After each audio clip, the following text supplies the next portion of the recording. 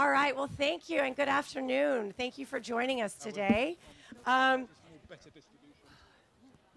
it's quite warm. You've got your fan, I see. Yeah. We're just glad the sun has gone now behind because we were like right in the sun baking earlier. All right. So today we're going to be talking about speaking your language, speaking my language. And we're going to keep this really fluid. If anybody knows me at all, I really don't like doing things the normal way. I especially hate typical panels. So I really, really hope that if you have questions, if you want to challenge and help us be disruptive, then please raise your hand at any point in time, because we really want to make this a strong discussion and debate, okay?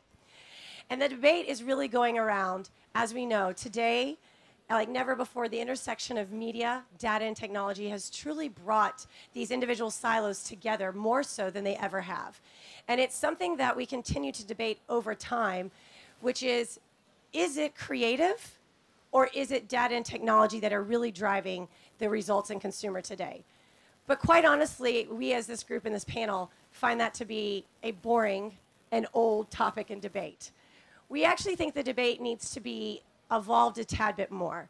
And so instead of debating that, we want to debate more on how we can push ourselves, the brands we work with in the industry, more forward, and thinking about how we actually unify this and stop looking at them separately and think of them and how we tell a better story and how we actually deliver on that digital promise, which says we can deliver a true culture and bring engagement with the brand by inspiring that culture through storytelling, but also target that segment of one.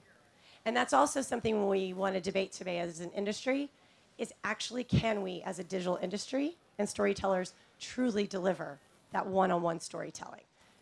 So today with me on this panel, we have a really diverse, a very inspiring panel.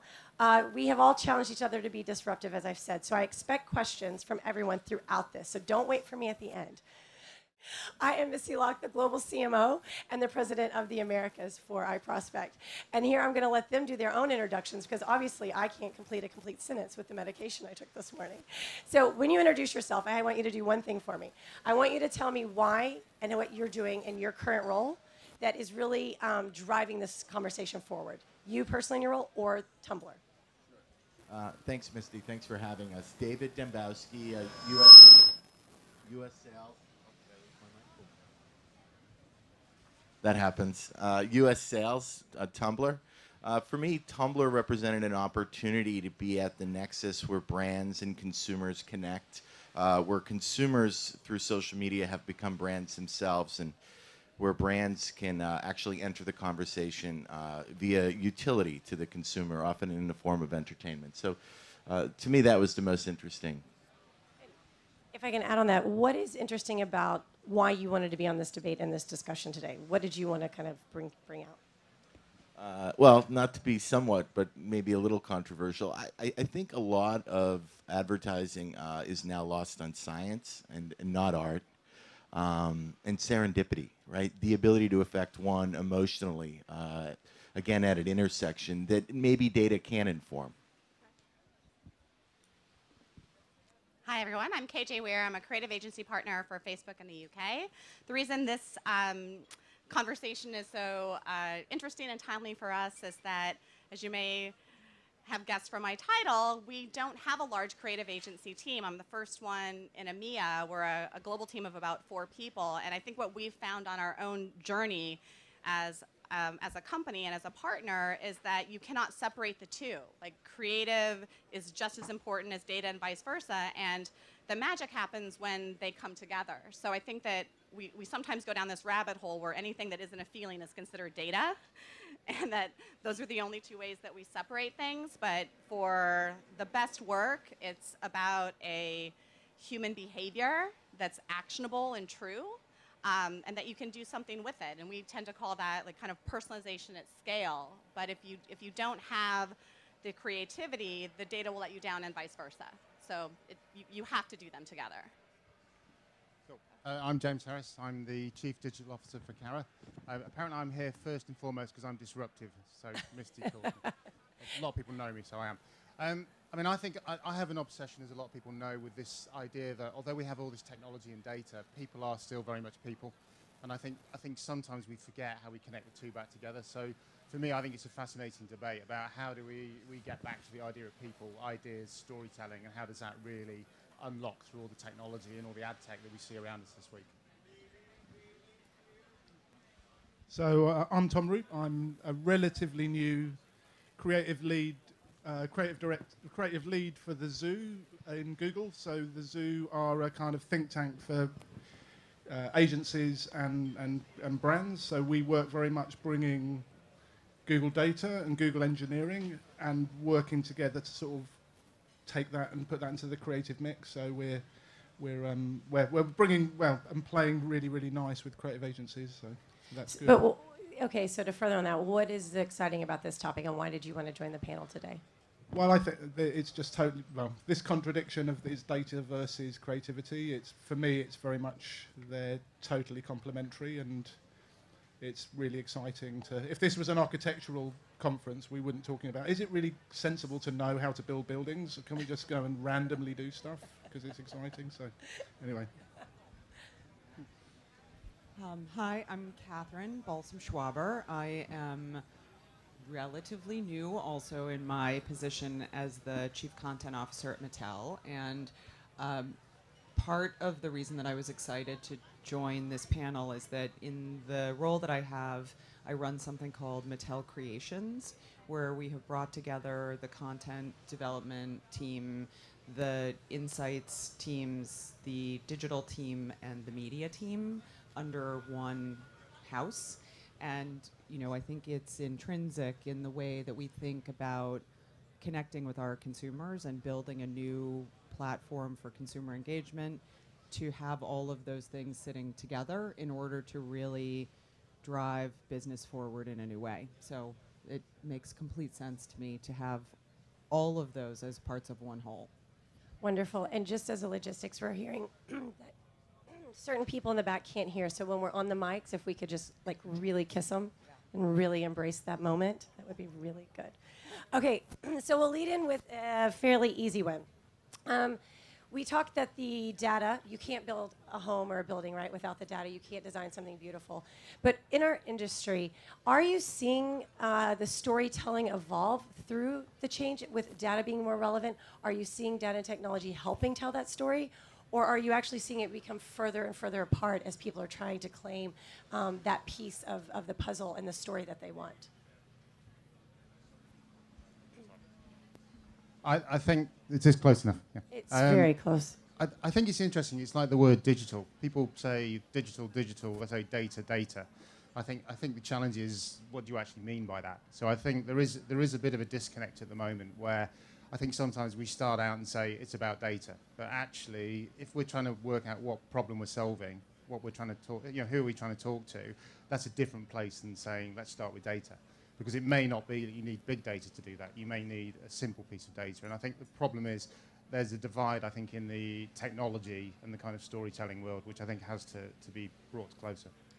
Can you go a little bit more? Does anybody want to add on that, the divide? Yeah, please, KJ. I think that it's absolutely helping, but I think that there's still the biggest kind of holdup is that the timelines between creative and strategic development versus the speed at which technology innovates is really hard, especially for global brands, to catch up to that. So I think that as helpful as data can be, whether it's to unlock an insight, to inspire an idea, or down to targeting, I think we often still see global brands in particular leading with a piece of film that is designed at a very high level for something that's going to be deployed 18 months later. And so how do we bridge that so that brands at every level can take advantage of things faster? And just the rest of the industry has sped up tremendously, but we still kind of have this more legacy of strategic development and creative development happening at a much longer timeline. This may put you a little on the spot, Catherine, but with bringing that together in your teams, are you seeing that speed up at all, or are you seeing any progress? Well, it's interesting. I was just thinking, when you actually look, I'll be disruptive. When you actually look at the entire setup of this environment, it's to celebrate the tip of the iceberg of high-end creative, right? And all of us are here striving to win our lion, which are projects that take probably a year to make. So there's inherent conflict in the system, and I come from a media background. I was at NBC Universal, worked at Time Warner when it was AOL Time Warner and Viacom, and the system of making creative does in no way really align with our objectives to be real-time marketers. And you have to find a new path. I mean, it's part of what we're doing now that I'm in the children's space and thinking about very focused on Gen Alpha or whatever they will be named, that rapid iteration content is actually the fastest way and the easiest way to reach them, which is unboxing. Unboxing costs $1 to make. It can be delivered very fast, and it is literally changing the business of connecting with young audiences in the same way that influencers did with teens and preteens. And I think that actually gives me a lot of hope in the idea that you will essentially bifurcate the way that you connect. You will have your superb creative to tell a story, and then you'll be supporting all the time with this rapid iteration content. I'd like to let's torture the data until it confesses. Okay. And by that I mean let's get started and measure what we've done, as opposed to prepare and prepare and prepare and to suppose. Let's take action, and then measure that action in the terms of results, and then iterate. Okay, so if I can go a little bit on this and what Catherine was saying there, then what I would love to talk about is, yes, this real-time data and this storytelling, right? And the challenge of, are we telling a true story and understanding that consumer and really connecting that to the consumer in their journey? Or is the media buying, the real-time, the programmatic, actually disrupting the story you're trying to tell with the brand because it's only focused on the results and the end factor? Is it causing damage to long story brand longevity and messaging, or is it only being focused on the results, or is it actually helping tell that one-to-one communication? Well, for me, what's been exciting, my role is that we have access to a massive sample of what people do around a problem. When something happens, what do they go and search for? So we go and look at what the need is, how people are behaving, and then the creative is very, very iterative around that. So for me, it gives us really exciting parameters in which to do the creative, rather than, it just points a light at where those things are. So for me, it vastly improves what you're doing, because, and again, I went to Google because it's user-centered. It's not about, let's start with the story and reverse engineer into the users. Like, we're starting with the users. What are the users doing, and how does those things deliver that to them? And for me, then all the programmatic, all the kind of non-linear way of constructing messages is all possible, because you know what you're trying to solve, and as long as it's solving that, then that makes sense. I think people who know me, I use a phrase that people are people, not cookies, right? But I think that's the problem with programmatic. It's very easy to go data, cookies, let's behave like that. I love the bit about the unboxing, because I have a 9-year-old daughter who will spend 10 hours a day watching that. Right? My 2-year-old does too, so don't judge me. But it's entirely, the other thing which I think comes into that is trust. So for her, the trust she gets from that, of the toys, is huge. Whereas I think, the problem with, again, looking at stuff as data and cookies is there's different levels of trust depending on your relationship with the brand. And unless you factor that in, you kind of miss the point. I mean, we've done a big piece of work recently in Cara looking at that trust factor. And actually, once you start to dial that in, it changes the way that you need to talk to people and tell the story, I think. Kate, did you want to add? I think we're in this place where what Mike we're trying out. to... Hello? Mike, can see you now? Okay. I think what we're all trying to figure out is sort of the future of programmatic. So like at the base level, we all know when we've been followed around in a bad way, when that shopping cart just keeps following you. And what I think we need to figure out is, how do you make those kind of things more intuitive? How do you make them more predictive versus following like past behavior as an indicator? But I think that there's way more opportunities in that. I think that you have to take it out of a programmatic conversation, and that the amount of data that is available does need to be tortured, because there's data and then there's insight. And so how do you go from that to something that's going to lead to work that is relevant, insightful, and targeted to the right people? So I was just going to say, I heard a really good anecdote from somebody recently who basically was talking about, how do you fix that problem? What do you want from programmatic? And he said, basically everyone's got kids, right, in the room, or most people. Everyone, yeah, great. So your kids, are they attractive? Of course, everybody puts their hands up and says, yeah, these kids are great. He then looked at them and he said, well, most of your kids are actually pretty ugly, right? But he said, the reason you like your kids is because they've got a little bit of you in it. So he then, basically what he was saying is, if you take a little bit of everybody and you can play that back through storytelling, through programmatic, people are going to engage with it better. And I thought actually that was a really nice articulation of, if we're trying to do one thing with the whole kind of programmatic thing and storytelling, just take a little bit of that back. It's a great aspiration rather than trying to make it overly complex. Okay, so following on that, then thinking about telling the right story, and I think what we're all getting at is actually putting it back in the control of the consumer, right? Really trying to identify and connect with the consumer and tell the story in the format that they want. Then I, as a digital media planner and working with brands, I actually find it quite complex to believe in a story where I can actually build that story all the way through the consumer journey. Excuse me. Consumer journey, but still have to figure out a way to open up the platform so I'm actually telling that story to one consumer at a time versus telling them that story just on each individual platforms. So I'd love for us to kind of talk about, if we're going to open up and challenge the industry to tell a true story from a consumer journey, what are each of your brands really focusing on and how to do that, and opening the journey up for the consumer and all the tech and platforms? Sure, I'll jump in. The majority of us as users take advantage of upwards of 7 social media platforms, as recently published by the Global Web Index. I challenge brands to think about that usage and the consumer's journey, and not only the consumer's journey, but the content's journey.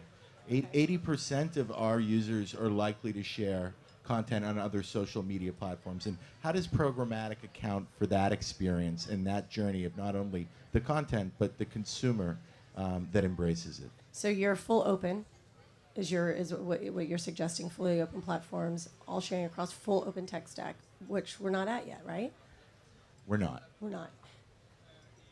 Anybody? KJ? Google? Sorry. I was just going to say, I think the other thing is we hear these goals of I want to be 100% programmatic or 50, and my question is, like, how do we arrive at that, right? Because I think sometimes it is a great way of delivering automation and efficiency, but sometimes you just don't need to do that. I think the whole simplicity thing gets lost. I think there was a thing recently in the UK where they had a poll online to name a boat, and everybody came up with the idea of calling it Boaty McBoatface, right? They then decided they weren't going to do that, but there was an airline in Ireland which decided that we're going to call a plane Planey McPlaneface. But again, the reason I'm quoting it was a great piece of work. It was incredibly simple, but it got retweeted, it kind of got passed around. But again, it didn't need to become a full data programmatic thing. And I think sometimes we just obsess with complexity, and I think if we think about simplicity, then we solve a lot of these problems. And I think that's the challenge is, do we really need to be putting all this tech around everything? We've got to get the balance right. Although I think, one of the things about this that I have always struggled with is the idea of scale. So while I love plain McPlaneface, at the end of the day, when you're a brand, now being on the brand side, you make your money selling product, and you need to reach a lot of people in order to do that.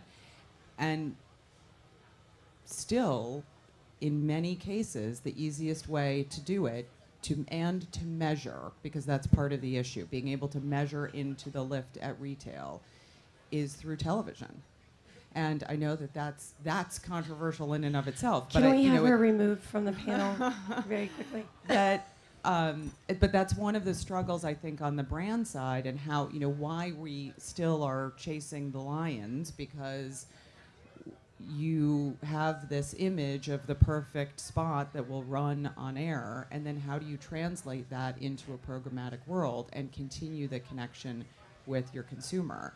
And I think we have to rethink the way that we plan media, and even the way we use media, and the way we work with agency partners, because it can't just be, I've got my programmatic level, I've got my TV level, you know, go drive ROI, see you later. It has to, everything has to change. And if we want to be able to talk to our universe of one. Segment of one. KJ. Okay, a couple things. I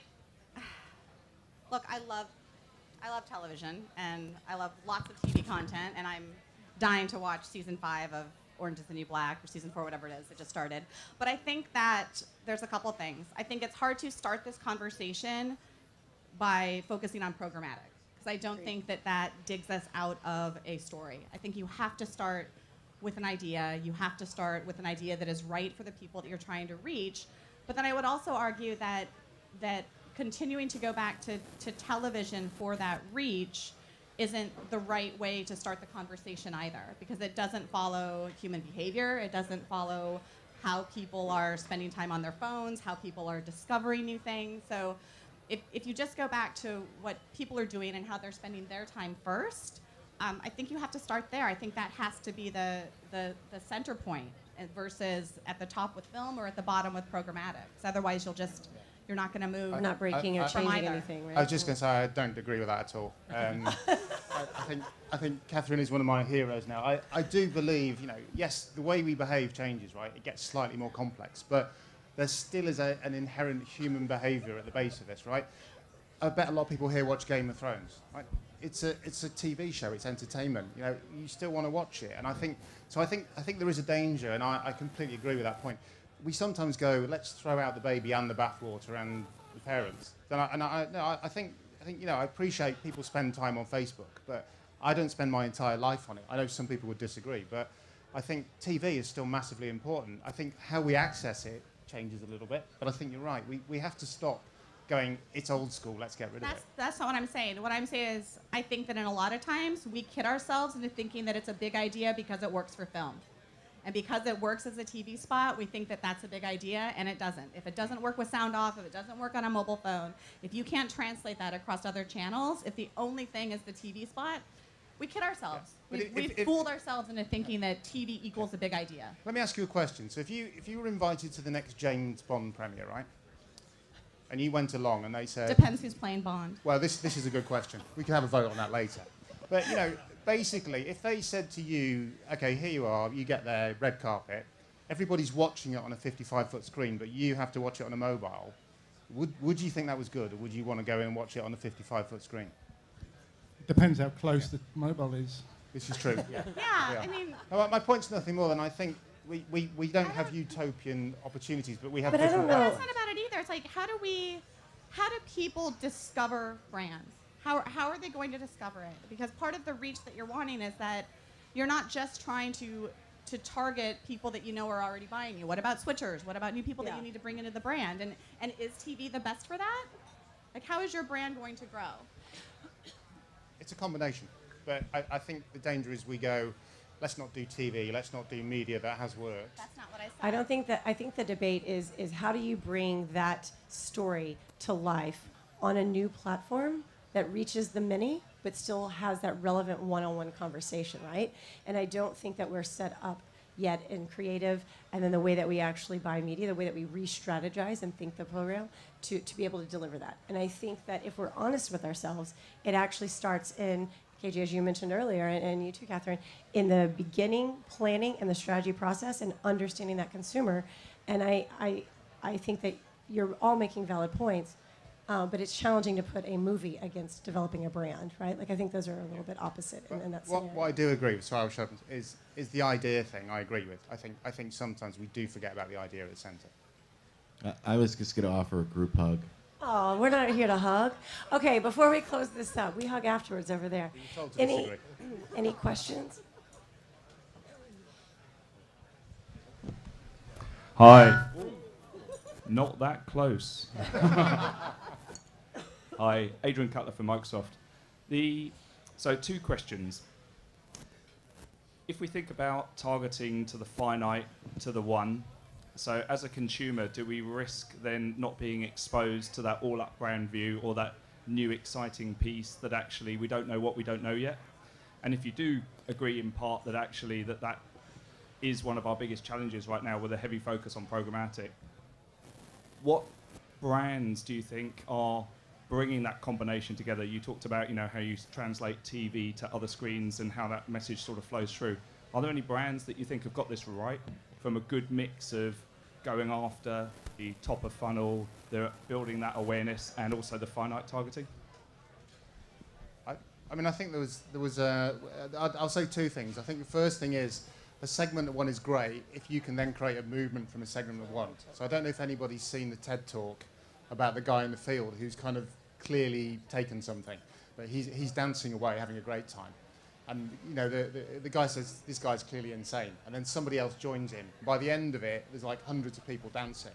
So I think the first point is, I think a segment one is great if you can then scale it. To Catherine's point, it's no good if it's one person, but if you can find a bunch of segments of one and put them together, I think it becomes effective. To the second part of the question, good examples. I mean, obviously, I think you guys do a great job. But I think there was an interesting thing that GM did where they had a guy who was giving away a car in the US, and he got very nervous, and he basically described it as having technology and stuff. And I think, what collectively was done was adding that to all the media. So it basically took that idea, it took that thought, that individual reaction, and it kind of gave it mass scale, but it used all those different platforms. And I think, for me, that was a really good way of connecting technology, traditional media, ideas, and that human element into something which became immensely powerful. And actually, if you go on Twitter, people still use that phrase, technology and stuff. I would also add, it's the segment of what I would call plus one. Plus one? Plus one. So more than one. Communities of interested consumers are the greatest influencers in media today, and how they impact the decisions of their peers. And brands that do it well, one brand that I love, I think, is Perrier, who does it exceptionally well. She's beautiful. She has this older sister, San Pellegrino, who gets all the attention in this crowded beverage family. But she's her own, and she celebrates the things that her consumers consume. And in doing so, she becomes part of that community and brings value to it. And I think that helps spread her brand in ways that transcends traditional marketing. Agreed. Any other questions? I don't want to... Oh, I'm sorry, KJ. Please tell your examples. All right. There's so much work that I've seen this week that I think is amazing, and that is starting to bridge that gap. I think that Mondelez has done a lot of great stuff across various brands, but 2 campaigns that stand out to me this year: Beats by Dre, so straight out of mobile first, didn't need to do a desktop. Was that an ad for headphones? Was that an ad for the movie? Was it an ad for all of it? But I think that was probably the most shareable campaign this year, and really simplistic, and talk about a target of one.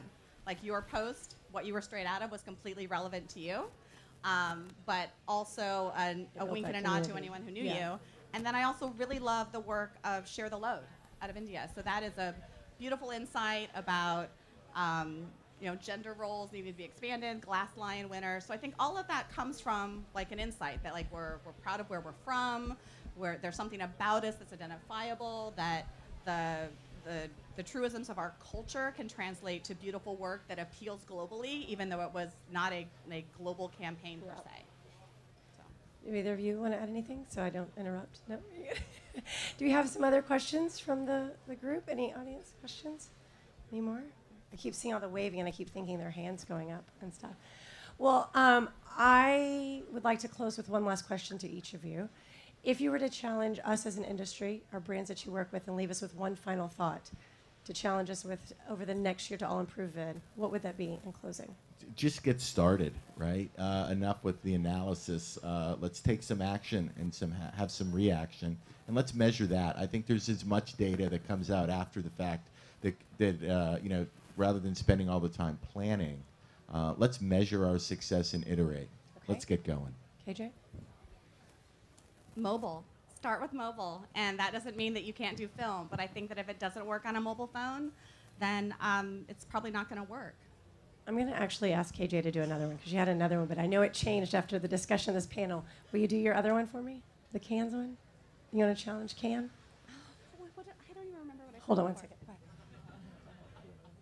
Oh yeah. Okay. Here All she right. goes. Take two. And here I may borrow a bit from Ian Tate, because I think he said this last year as well. I think that we have to remember that we need to stop making work for ourselves. It's just all there is to it. Like, I am so tired of seeing winners that may not have reached anyone, may not have sold a product, may not have built a brand, but it's a lovely piece of creative. And that's fine, but that's not actually the business that we're in, or it's not the #1 business that we're in. And I think that the best work is made for real people that bonds them to a brand and makes them a loyal customer. I want to see more of that work winning the awards it deserves. Lovely. I think the word's mobility, not mobile. We'll talk about it later. I think for me, I'm going to get you guys like a table and some candles over here we'll later. go and sort it and a out back. drink. I think for me it's simplicity. So, you know, again, everyone knows me. I'm obsessed with it, but I think we talk about it a lot. We don't necessarily understand it, and I think actually we're often scared of it. So if something is incredibly simple, we kind of go, we got to add some more complexity to this because people just won't think it's good enough. And I would challenge everybody to go, how simple can you get? If you could explain an idea around a picture, generally that's a pretty good idea, right? And I think that's what we need more of as we try and make sense of that. If we can explain how we're going to use things like programmatic in a very simple way, what it means is, one, you understand it better, but two, people you're going to talk to will get it better. Wonderful. Yeah, for me, it's about, there's a very complex world, and for me, it's about trying to be more excited about that and more courageous. And for me, data helps me with my courage, because I can go, the more I'm mitigating risk and using data to go, this is a genuine need, people are genuinely doing this is how people are behaving, this is how they're spending time across phone, blah, blah, blah. It helps me make a decision, be brave creatively in the space that we know is going to land, and then do far more kind of risk-taking work while mitigating the risk. I love that. It brings the data to give the courage to inspire. I think that's beautiful. I love that. For me, I think it's something I already mentioned and is very top of mind on the brand side, which is we need to change the way that brands and agencies partner. And I think that is critical to be able to take advantage of all of the things that we have collectively to bring to consumers. And clients need to be brave and think differently about how they leverage their agency partners, and agencies need to act more like partners than service organizations. And I think that will help all of us and help our consumer in the long run. So to sum up, put the consumer back at the center, utilize data to drive and inspire creativity, and then, Catherine, get out of our own way. Is that the way you want to phrase it? Get out of our own way and start giving Cannes Lions to ideas that actually drive business and not always just the creative idea. Mine will be to actually know my name and title by the next time we see each other next year. And again, I'd like to thank you for joining iProspect at this event. Thank you very much.